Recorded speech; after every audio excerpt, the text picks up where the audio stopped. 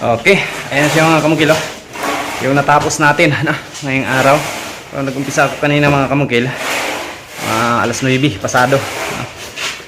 So, mula dito, bukas patuloy naman natin to. So, yung forma dito mga kamukil, meron tayong dropping dito. Kung napapansin nyo, yung pagkakat natin sa gilid, wala pa tayong molding na nilalagay. Kapag wala tayong dropping, dapat may molding yan. Dahil may dropping tayo mga kamukil, hindi natin nilagyan ng molding. So dito na tayo sa dropping maglalagay ng molding bawat cutting nya sa mga gilid. So yan.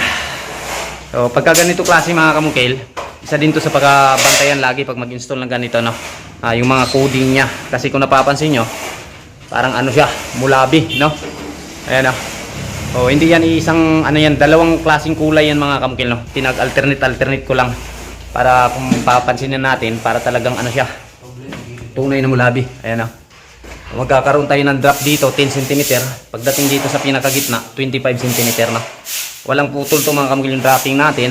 Magkakaroon siya ng design dito sa pinakagitna. Ayan, itong 4 na wires na nakikita nyo, yan yung mga pin light nya, at yung inabang natin sa yan yung nya, ceiling fan yan makalagay. Okay, so yan yung forma natin. Sa pagka ganito mga kamukil, madali lang siyang asimbulin. Kung sa tingin natin, titingnan natin, madali lang siyang asimbulin. Pero kapag dalawang klase na i-apply natin, lagi lang tandaan natin yung pagka-alternate ng coding, ng kulay. May bawat kulay kasi mga kamukil, may code to. May coding to. Kaya yan lang yung tandaan natin. Abangan nyo na lang mga kamukil yung finish nito mga kamukil. Yan lang. Thank you.